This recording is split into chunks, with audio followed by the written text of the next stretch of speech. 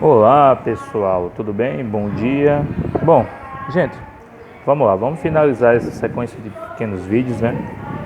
Que ajudam a entender um pouco do conteúdo. Hoje a gente vai falar um pouquinho aqui a respeito da guerra da Angola, da independência da Angola, desculpa. Começamos tendo que lembrar que Angola fazia parte do Império Português.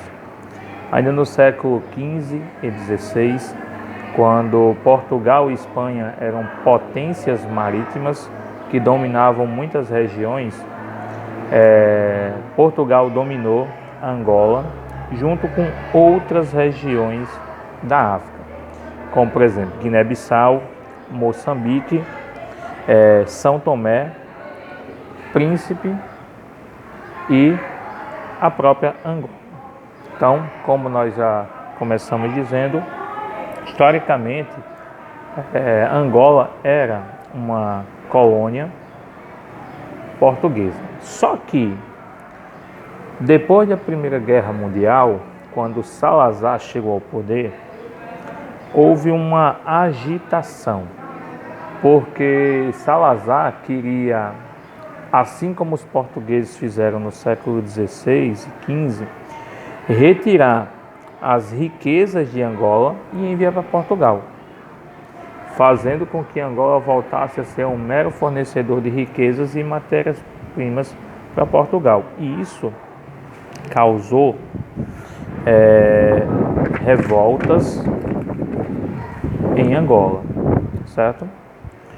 Os três principais grupos que atuavam em Angola eram o MPLA, que é o Movimento pela Independência de Angola, o UNITA, que era União Nacional pela Independência Total de Angola, e a Frente Comunista de Libertação Angolana, FNLA, certo? Então vamos lá. O MPLA era comunista, o UNITA era anticomunista e o FNLA também era anticomunista. Então, durante a Guerra Fria, o MPLA ajudou o governo soviético a manter a região como comunista. O UNITA e o FNLA, lutaram para que a dominação comunista terminasse. Então vamos lá. Acabou a Guerra Fria. Não existe mais comunismo. Passa então a existir uma grave guerra civil em Angola. Por quê? Porque a MPLA, que era apoiada do governo, apoiava o governo e tinha as armas e a estrutura, passou a governar de forma autoritária e violenta, certo? Travando uma grave guerra civil que só vai chegar ao fim em 2002. Então, durante essa guerra civil, após a Guerra Fria, nós vamos ter lutando a MPLA comunista para manter o país como comunista e a UNITA e a FNLA lutando para transformar o país em uma república capitalista. Os efeitos, gente, desse apoio internacional durante a Guerra Fria foram terríveis, né? Então a guerra se prolongou por muito tempo. Esses grupos receberam armamentos, principalmente o MPLA, e espalhou por todo o território minas terrestres. Então esse talvez seja o legado mais negativo e que ainda hoje perdura em Angola e em toda a África, são as minas terrestres. Então, nessas regiões, as minas terrestres ainda hoje são responsáveis por mortes de pessoas ou até mesmo pela mutilação, porque muitas vezes a pessoa não morre, mas acaba mutilada, perdendo um braço, perdendo uma perna e vai ter que viver toda a sua vida dessa forma. Os antigos objetos da guerra, como tanques, carros, aviões, ficaram jogados, sucateados, e hoje eles servem como instrumentos de diversão, né? Brincadeiras das crianças dessa região. Essa guerra civil, gente, mostra um dos grandes desafios que permaneceram no mundo mesmo depois da Guerra Fria. Vamos entender que desafio é esse.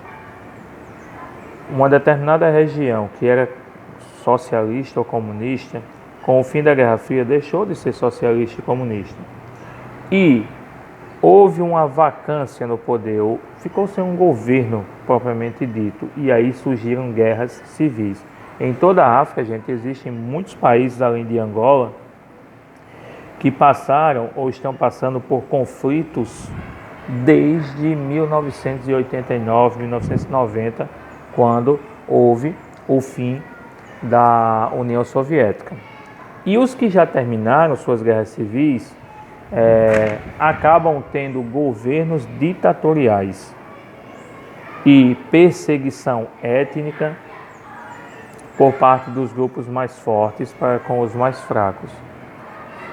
Tem até uma sugestão do filme muito bom que eu falo sobre isso para vocês, sobre as perseguições étnicas que acontecem na África. Assistam o filme Diamante de Sangue, muito bom.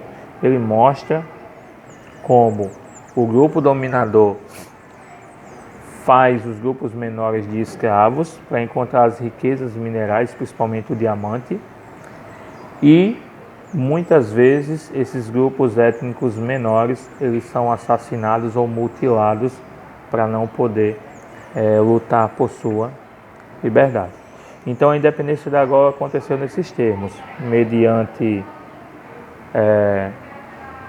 o fim da dominação portuguesa, resultando em um governo comunista de orientação soviética que vai até 1989, 1990, depois seguido de uma guerra civil muito violenta entre o MPLA contra a UNITA e a FNLA, certo? Resultado, muitos mortos e muitas pessoas que sofrem até hoje com esse conflito, tá bom? Então, qualquer dúvida pode me perguntar que eu estou aí para responder, viu? Tchau, tchau.